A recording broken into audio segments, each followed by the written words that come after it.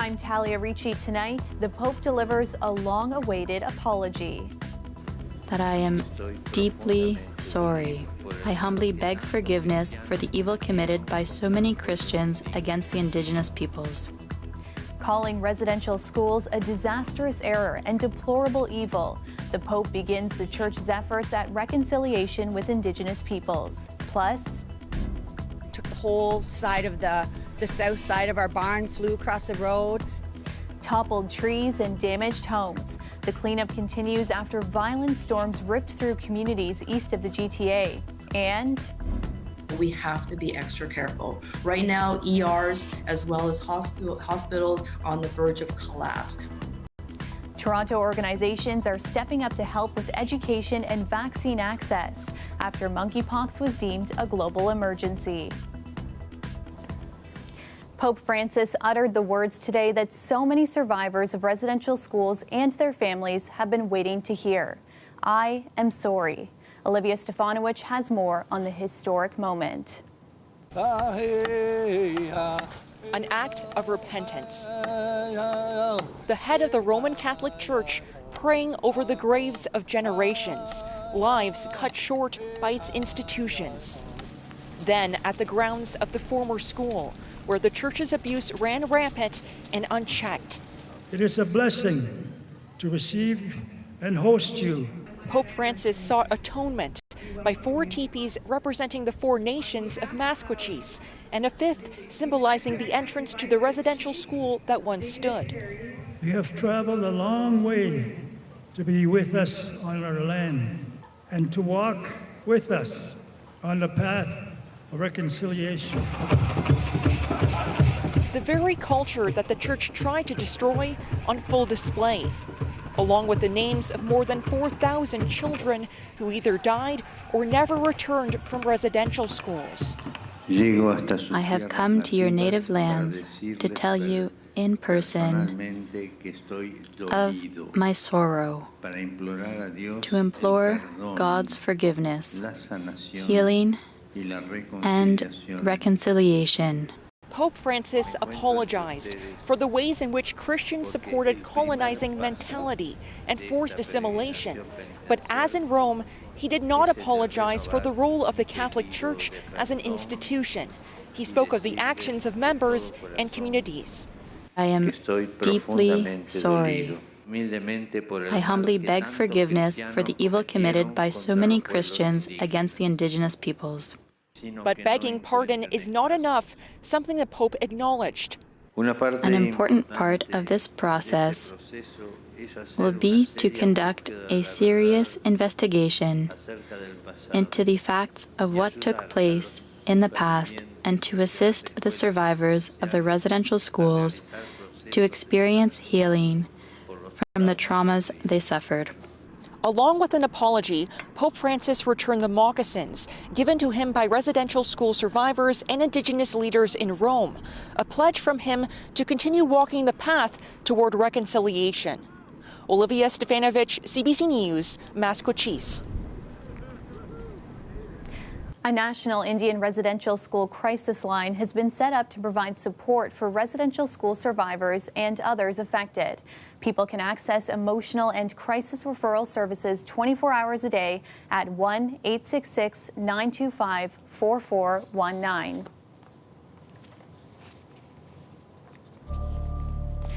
Tomorrow, join us at 11 a.m. as Pope Francis delivers Mass at Commonwealth Stadium in Edmonton. We'll carry that for you here on CBC Television and CBC News Network. For more details about this morning's event and the rest of the Pope's Canadian tour, you can find them on our website at cbc.ca/Pope in Canada.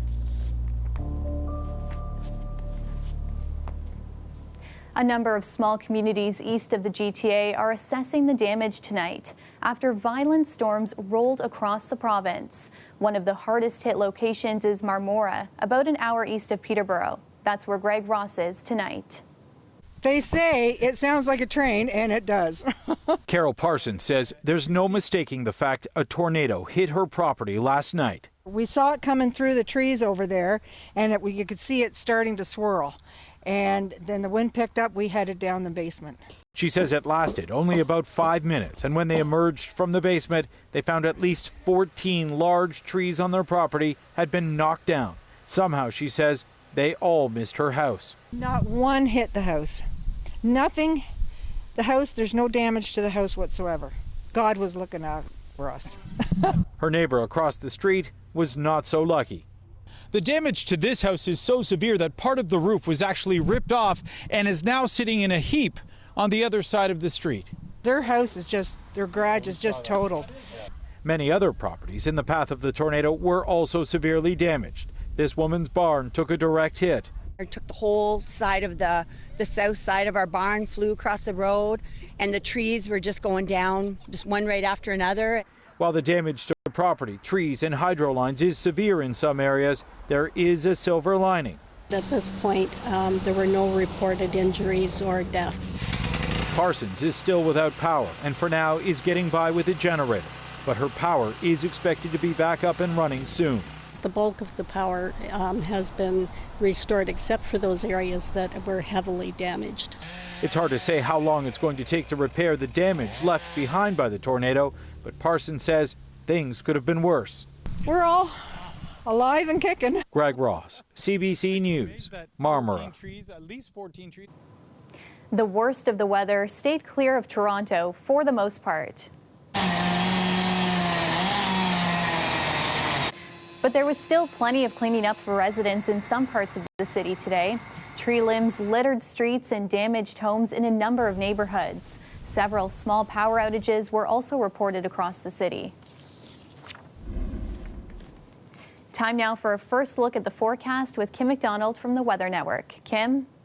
Talia, I want to take a look back at the night that was Sunday night. This long string of storms moving across southern Ontario. Obviously, some areas getting hit a lot harder than others. This is a look at the close-up radar of the areas that were most impacted, the areas where we had the tornado warnings on Sunday night. So we had a hot, humid air mass and a cold front moving through. With all that humidity, yes, we're going to get big storms. And we also had quite a bit of rain, but it depended on where you were in the GTA. Markham, close to 70 millimeters of rain. And then we're looking at other areas like Pearson Airport, 18 millimeters of rain. When it comes to temperatures, though, we had 6 days in a row, 30 plus. In fact, most days in July have been above seasonal. But now 23.4 degrees. And by the way, 23.4 degrees today is the coolest temperature that we have had so far this month. A cool start to the day on Tuesday, and I'll get back to your forecast in a bit. Thanks, Kim. Toronto Public Health is warning residents about a spike in suspected overdose calls this month. There have been 10 deaths in a span of just a few days. Preliminary data from Toronto Paramedic Services reveals there's been a total of 21 suspected opioid overdose-related deaths so far this month. Health officials say a range of drugs were involved, but fentanyl continues to show up in the local drug supply with unpredictable potency and contamination. With over 16,000 confirmed cases around the world, monkeypox has been declared a global emergency. Dale Manukduk has the latest on Toronto's numbers and the city's response. We have an outbreak that has spread around the world rapidly. The Gay Men's Sexual Health Alliance says monkeypox being declared a global health emergency this past weekend was long overdue. The provincial-based organization has been raising awareness since May. Certainly in Ontario, we're feeling like we are farther ahead than some of the other global jurisdictions with regards to testing, awareness, and certainly with vaccination as well. According to Public Health Ontario, as of July 21st, there are 288 confirmed cases of monkeypox in the province. The majority of those cases, 220, are here in Toronto. Just the sheer number of folks living, working, and connecting in the city of Toronto makes the response certainly a little bit different in terms of the scale of it and the resources that are required. Based on ministry guidelines, Toronto's vaccine eligibility is focused on gay, bisexual, and other men who have sex with men. Only one woman has a confirmed case in Ontario. Almost everyone is susceptible to this virus. You can get it. So there's nothing special about who this is impacting now. But of course, you can't ignore that it's disproportionately impacting a community of men who have sex with men. Infectious diseases specialist Dr. Isaac Bogosh says the targeted response here has been sufficient thus far. Kristen Wong-Tam wants to go a step further to protect people who contract the disease. The NDP MPP is reigniting the calls to extend paid sick days from the province's temporary 3 days to 10. We don't know who has it because it has such a long incubation period, is that we have to be extra careful. Right now, ERs as well as hospitals are on the verge of collapse. Toronto Public Health and the Ministry of Health did not respond in time for this broadcast, but we do know that the city is running vaccine clinics 7 days a week, including in Scarborough, Etobicoke, and Metro Hall. And then this Wednesday, the 519 here in Toronto's Gay Village will open up its doors for an extended hours vaccine clinic from 2 until 8:30 p.m. Dale Manukduk, CBC News, Toronto. The Minister of Education promised that students would be staying in the classroom this September. The announcement was part of the government's plan to help students catch up after 2 years of learning disruptions due to COVID-19. We are committed to keeping kids in school. Ontario's education minister says that's the most important part of the government's plan to help students catch up. I met with the Children's Health Coalition, which represents all pediatric hospitals, including sick kids, and their message was clear. We've got to do everything possible to keep these kids in school, which is exactly what our intention is, starting on time with the full student experience. The plan announced today also includes additional tutoring supports to fill gaps in learning, preparing students for the job market, providing more money to build schools, and offering students mental health supports. Looking back over the past 2 years, I think one of the biggest mistakes that we made from a public health standpoint was taking kids out of school. During the pandemic, Ontario students were cumulatively out of in-person classes longer than students in any other jurisdiction in North America. This infectious diseases physician says the virus isn't making people as sick anymore. And also now that we have vaccines available for kids all the way down to 6 months of age, I think we have all the tools that we have even for the people that are still worried about it, we have tools to keep kids safe. Most of the funding for the different elements of the province's plan were previously announced by the government in the spring budget. The opposition NDP said it wanted to hear about more increases in the education budget today. Teachers and education workers are actually being laid off in some parts of our province. Our kids' class sizes are far too big and growing. Children still aren't getting anywhere near enough support for their mental health. And some teachers and education workers are even leaving their profession because they're feeling disrespected by this government. Stephen Lecce's announcement comes during ongoing labor negotiations with educators. He said he expects classes to start on time and with extracurricular activities. The union that represents custodians and early childhood educators says fair wages are key. I think the key piece for us is that wages and services are directly linked. We need to ensure that the wages are adequate to get the staff that provide the services that our students so desperately need. But this will be collaborative. We need to be at the table and we need to be talking. Lecce says he's confident a deal with the unions will be reached. Those contracts are set to expire on August 31st.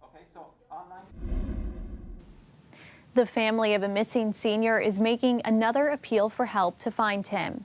76-year-old Antonio Madeira has been missing for almost 2 weeks. His son says he may have dementia. His memory has been getting worse with time, but the only thing we know is that there may be the onset of dementia. That's what we've been told from doctors. Mr. Medeiros is described as being 5'5", around 150 pounds.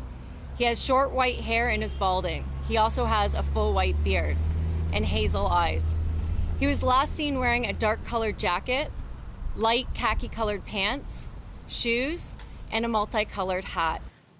Antonio Madeira was last seen on July 12th in the Vaughan and Oakwood Avenue area. He's lived in that community for decades and is often out walking. His family says he likes to visit construction sites. Police released video last week from a home security camera showing Madeira walking in a residential area.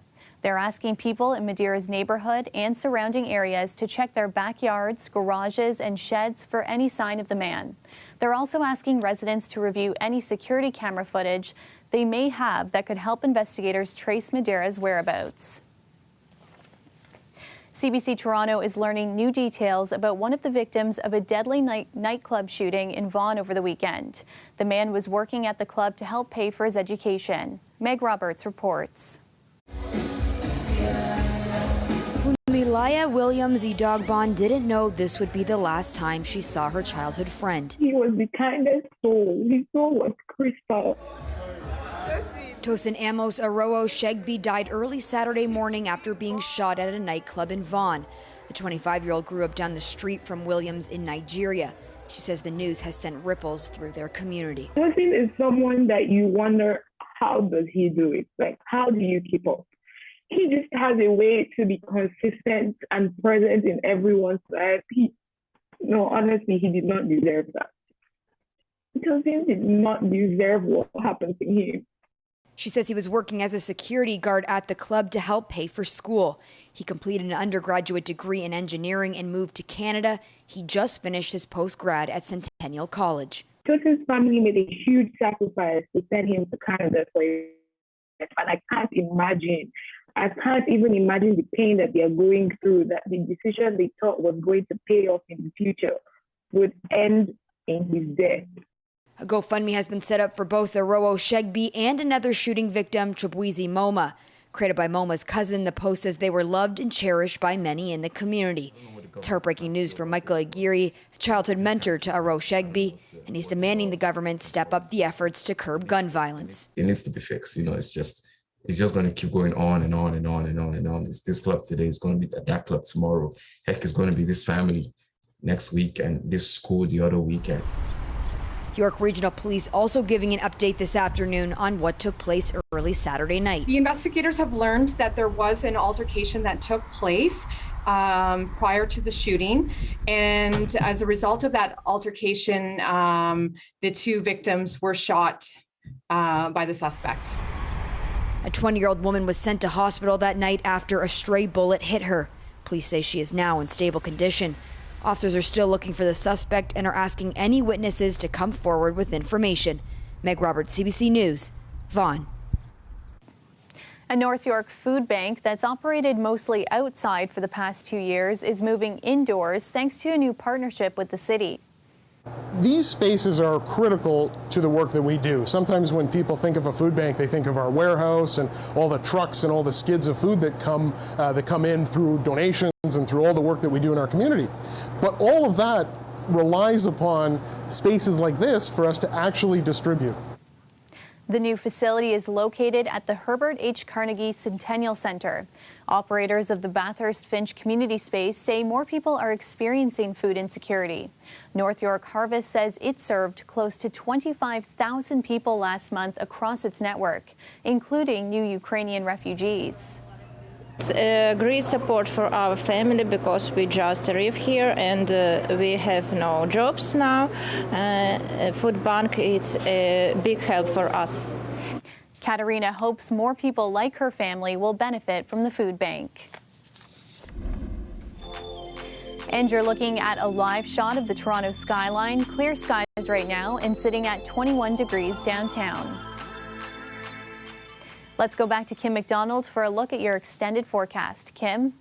Well, Monday's weather was so refreshing, especially if you don't have AC. I mean, it's been a struggle. Temperatures have been very hot, 30 degrees the last 6 days, plus humidity on top of that. This is the big cold front that went through, cut into that air mass, brought in the fresher air, and a ridge of high pressure will sit over us at least for another day. And high pressure means stability in the atmosphere. Got another area of low pressure. It wants to slide in for Wednesday. And as it does, that's our next chance of showers or thunderstorms. So what's normal this time of year? 27.1, our record. 34.4, we go back to 1955 for that one. And our high is 26 degrees. And I'm sad to say that our sun is setting earlier, 10 to 9 now. Okay. 8:49 specifically. There's our temperatures for Tuesday afternoon. In my humble opinion, a perfect day. I know we need the rain. It's not going to be particularly humid. It'll feel like 30 at the most for most, but I like that. The most for most. 8 degrees is high when it comes to the UV rating. It's dangerous. We're in that dangerous 8 to 10 area, so extra precautions are required. So even though it feels fresher, the sun is still very strong. I know, I don't need to tell you, but sunscreen is required. So Tuesday's a calm day all in all. I don't want to say that we have a cloudless sky because there will be clouds, but we're at a deficit when it comes to rainfall. We didn't have enough in May, June, or July so far, but a lot of the rain that has come fell yesterday. 42.8 millimeters is all we've seen in July. That's 57% of normal. Our next chance for rain is Wednesday. There's that next front moving in, that cold front. And again, it doesn't look to be all that widespread, so hit and miss once more. A lot of sunlight, hours of sunlight in the forecast as we head towards the long weekend. Can't believe it's here already. Temperatures will be warming once more as we get to the final days of July. Thanks. A 7-month-old puppy has been reunited with her owner after she was stolen from her home 3 weeks ago. The American bulldog named Bella was hit by a car after being stolen. The owner saying she's been through hell. A wonderful lady, an animal lover, found her on the side of the road, scooped her up, brought her to whatever vet hospital, and thank God for that lady because she could, we may never have seen our dog again. The dog was stolen on July 5th in Toronto's Black Creek neighborhood and suffered a broken shoulder blade when she was hit by a vehicle days later. Lauren says she cried her eyes out when she saw Bella again. The bulldog puppy was nervous, but the owner says Bella ran right to her when she saw her. Police say 26-year-old Tiffany Ellis is wanted in the dog's theft. Finally tonight, one of Canada's most celebrated musicians shocked fans at a festival in Rhode Island this weekend, performing a full set for the first time in years. Rose and flows of angel hair and ice cream castles in the air. That's Joni Mitchell singing Both Sides now at the Newport Folk Festival with Brandi Carlile beside her. She's performed here before, doing so for the last time in, get this, 1969. It was her first full show since 2000. 78-year-old Mitchell was honored at this year's Grammy Awards as Person of the Year and gave a brief performance. She's been largely out of the public eye since suffering a brain aneurysm in 2015. And that's our show for you tonight. Thanks so much for watching. Dwight Drummond has your next local newscast tomorrow at 6. Good night.